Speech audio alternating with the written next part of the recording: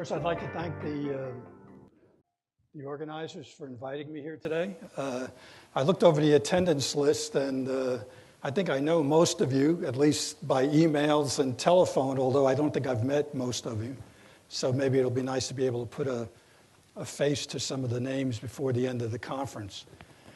So I'm going to talk about raw material sources for the omega-3 fatty acid market. And I guess we've all been reading about over the years about the attacks on the fishing industry, and fish are going to disappear, and the oceans are being polluted, and we're going to run out of fish, and then that turned into sustainability projects so that most of the species were certified sustainable, and now we're seeing articles coming out that are talking about to change the fishing industry, don't buy any fish, or to keep it simple, we just stop eating fish. And then also some reports about one forage fish in the water is worth two in the net. So the attacks continue, and I guess they'll go on forever. There'll be something. So what that brings up is, will there be any fish or fish oil available in the future for the omega-3 market? And what will the sources be? Where are these fish going to come from? So I'm going to try to stay within three areas. It was 6 yesterday, and I had to start throwing slides out or I'd be here all night. So I'm going to do some background information, and then some global fish oil information. And then finally, I'm going to cover three of the sources: krill, single-cell oils, and then other fish. So some background information. The Goad, Frost and Sullivan breakdown of where the products are coming from, it's 79% in the category called anchovy sardine. And then that's about 79%, and then less in fish livers, salmon, tuna, algae, krill, yeast, and I guess you could put plants in there also. And the total, at least in the last report I saw, was about 115,000 metric tons of finished product mix. I'm going to talk in terms of tons. Some of the previous speakers talked in terms of dollars, so it's just coming from a different perspective.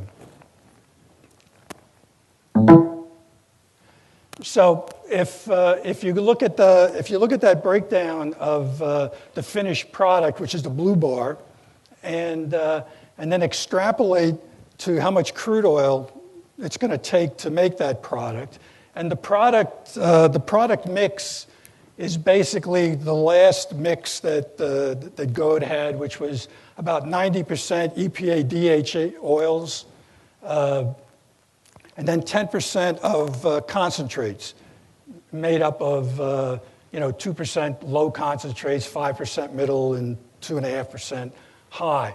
So when you do that, and this pointer doesn't work, so I'm just going to. So when you do that, you come up with this green line gap, which is basically what you're going to, the excess crude that you need in order to make that mix. And if, as some of the previous speakers said, if that concentrate level increases, then that gap is going to get even wider. And so it's going to require even more crude oil. I only went out to 2025. I was kind of frightening if you go out to 2050. So, subject in the news that they bring terror to fish oil buyers and joy to some fish oil sellers.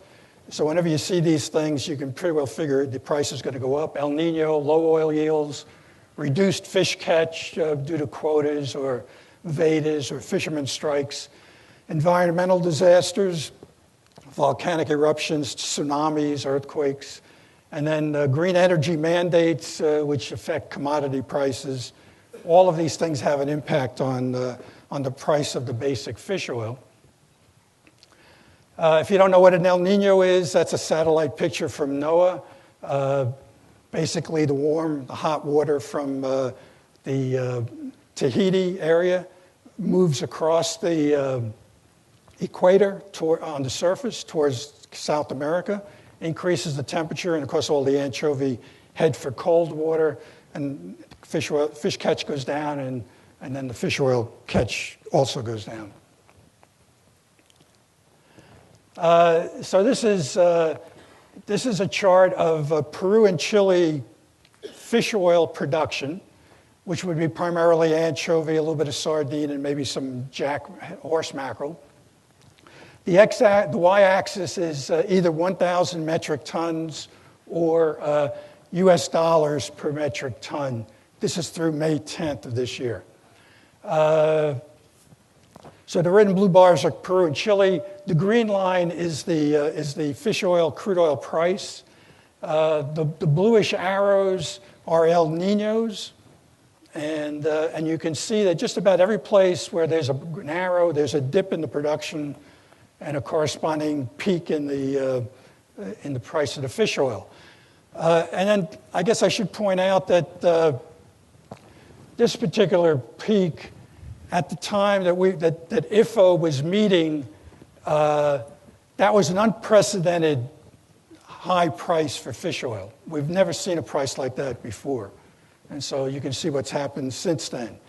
And then this period basically is when they started to institute quotas in the fishing industry. So the catch went down, sort of stabilized it a little better. There were a couple of El Ninos in there. There were also tsunamis and earthquakes. There was also the biofuel mandates, which peaked the price, and then it came back down again, and now it's right back up again.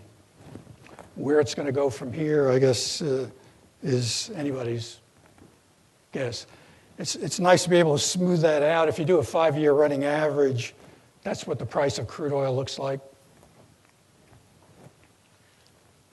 The omega-3 market chain, initially all of the boxes were separated. Everybody had a distinct area where they operated and supplied the next guy in the chain going on up to the consumer.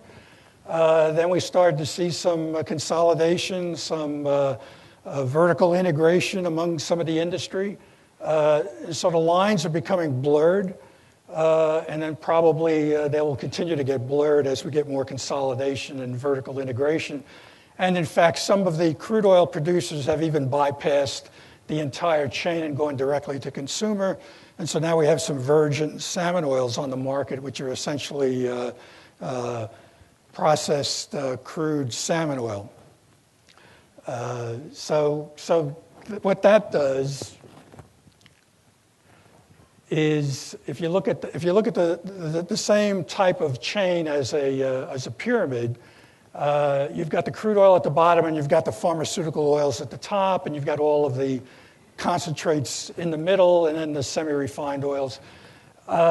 Everybody is being pushed up towards the apex of the pyramid.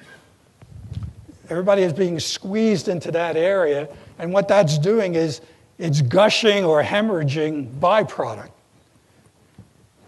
I mean, you start making concentrates. I mean, all that stuff that you're not using that's not in the concentrate's got to go somewhere.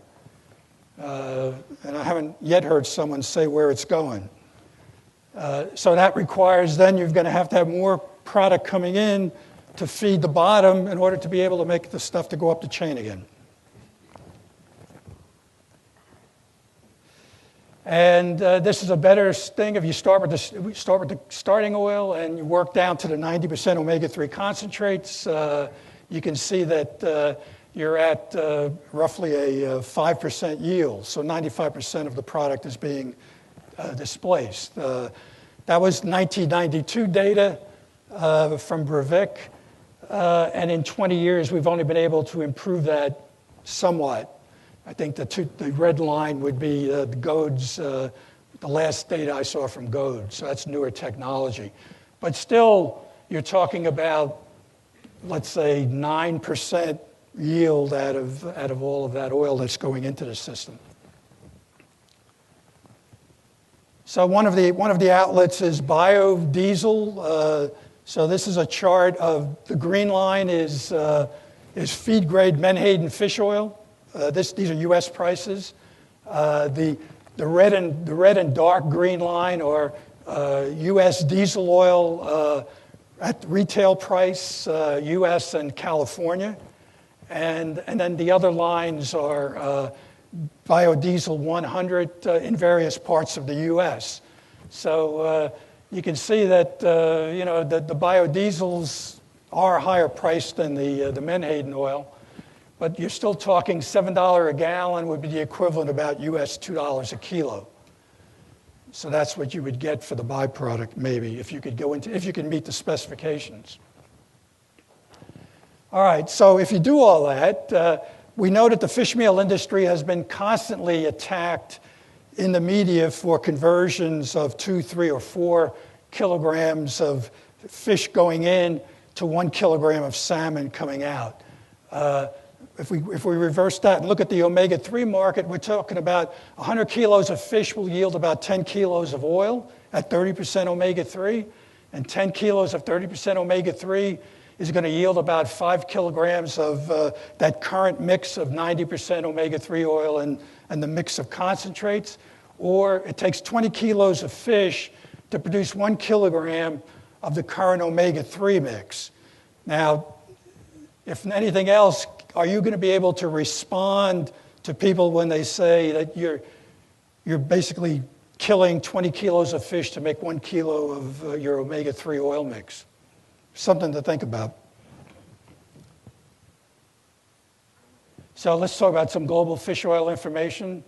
There's 6 entities that basically produce most of the fish oil. EU 25, I've pulled Denmark and Sweden out of Scandinavia. I put them into Scandinavia, took them out of the EU. After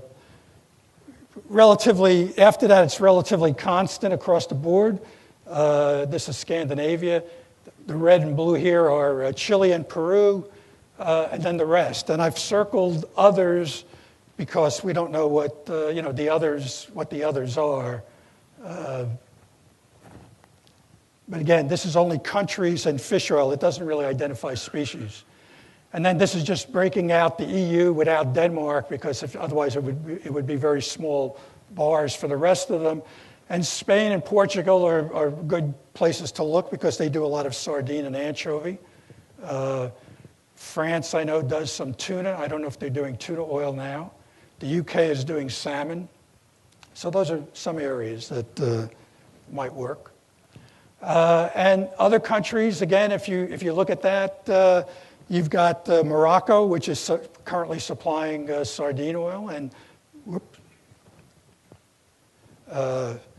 and you've got Vietnam, which is primarily catfish oil, but very low omega-3. Turkey, which would be mostly, I think, a lot of anchovy oil on the Black Sea.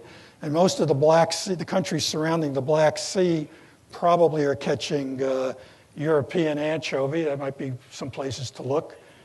And you can go right down the line. India is another one with the Indian oil sardine. I've been through Indonesia, Malaysia, an awful lot of plants, small plants, all producing tuna and sardine oil. Unfortunately, they mixed them together, and you probably get the worst of both doing that. But you still have others even in that category.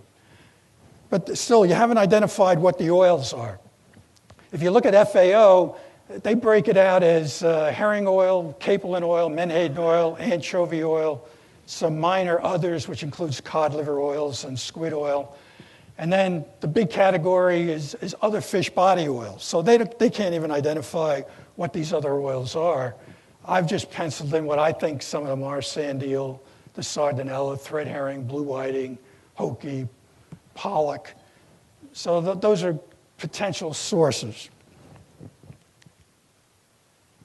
So the question is that once you've once you've exhausted the low-hanging fruit on a tree, how do you identify and recover those other possible products? So what I'd like to do is talk about a little bit about krill, single-cell oils, and then other fish species and byproducts. And I've got about, according to the thing there, about 10 minutes to go.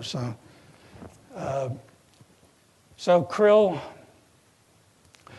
This is a chart of krill. The Japanese have been eating krill for thousands of years, but FAO didn't start keeping data until the early 70s.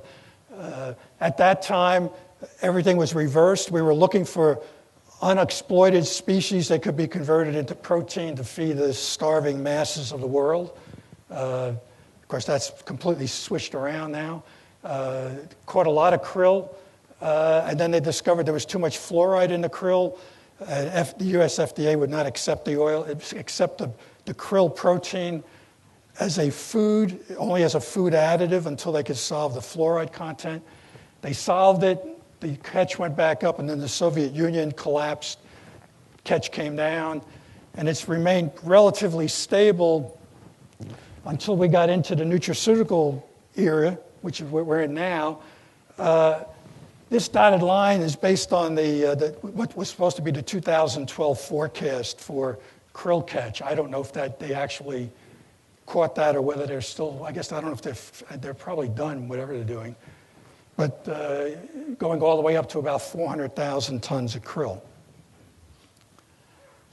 So if you look at that, if you look at the 5-year average krill landings, convert that to assume it's all available, so it's 140,000 tons, and if you figure you can extract 2% oil out of that, so you're looking at 2,800 tons of potential of krill oil. If you go with the forecast number for 2012, that jumps up to 8,000 tons. And if you do the Antarctic trigger, which is about 1 million tons, you're talking about a potential of 20,000 tons of krill oil. Goad says that 999 tons of krill oil shipments were made in 2009. But the issue becomes not when do you trigger the fishing bans as you approach this precautionary number, it's at what point do you cross the environmentalist tolerance line for catching penguin, whale, and seabird food?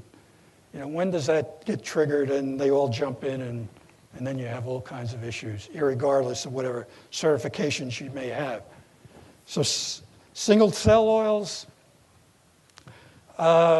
busy slide, but up here, the thing about algae is that you can produce a lot more algae per acre than you can any of the other oil seeds. They do it in gallons per acre per year. I converted them to tons, so you're talking somewhere between 15 and 20 tons of algae oil per acre per year.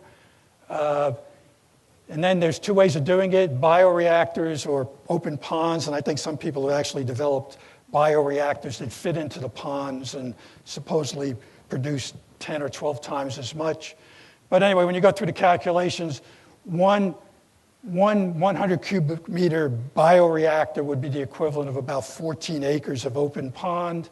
According to the U.S. Department of Energy, you can look, these are the 2012 costs to produce the algae oil. This is for fuel now.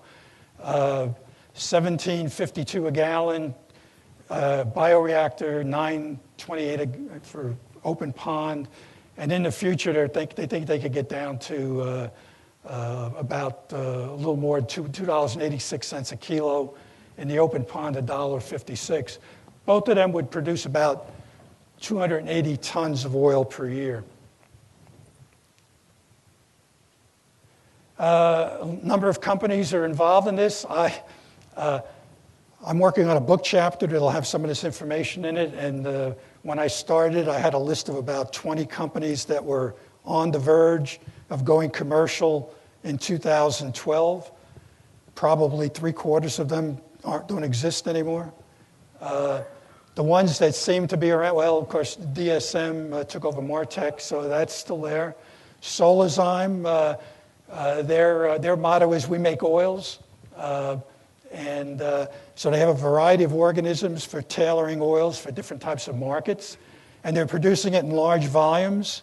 Some of it's going into jet fuel. The same thing with Sapphire Energy. A lot of it's going into various fuels, but at very high volumes. Then we've got some of the GODE members, Aurora, Algae Biosciences, Selena, Hele.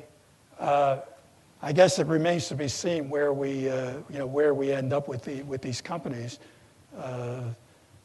But the UK Carbon Trust said there were about 20,000 tons of algae biomass produced per year. So that's about 10,000 tons of oil. GODE estimated 4,000 tons of algal oil was shipped in 2012. And a variety of organisms. I'm not going to stay on this. You can pick 20-5, 22-6, a mix of the two. You can almost pick any composition you want. So now we get into the fish oils, and I'm running out of time for the main part. So this is a what if. Edible fish, 46% byproduct. The other part is edible. Reduction fish, 100% available. Fish livers, 13% of the fish weight. Fish heads, 15% of the fish. That's the percent oil that they might yield if you were able to recover it all. Anchovy, the first line is the Chile and Peru anchovy. 8.43 million tons landed, equates to about 421,500 tons of oil if you look at a 10-year average. The other anchovy from other countries represents about 27%. Potential source of 156,500 tons of oil, if you can sort it out. Composition-wise, they're all about the same, very high in EPA and DHA, and also total omega-3. The Clupidae, which includes the herrings and the sardines and pilchards, 10-year average, 22,000 tons of sardine oil. The sardinellas, which are the small sardines, could be an additional 20,500 tons. And then you've got the menhaden in the USA, which surprisingly doesn't even show up on any of the charts. But when you add that up, you're looking at 134,800 tons potential of oil. Again, you have to be able to recover it and start working on that now. And again, they're all very high in total omega-3 and EPA and DHA. Okay, then mackerel. Depending on the species of mackerel, you're talking about 33,000 tons potential of oil. A lot of these fish are being caught. The waste is probably being just thrown away or converted into fish meal, and the oil may be mixed. The mackerels aren't too bad. Some are better than others. The Indian mackerel looks pretty good. So does the chub mackerel. Squid oil. FAO says only 1,400 tons of squid oil is produced. 2.85 million tons are landed. If you figure a 25% byproduct, I don't know whether that's high or low, and a 2% oil yield, there's a potential for 14,000 tons of squid oil.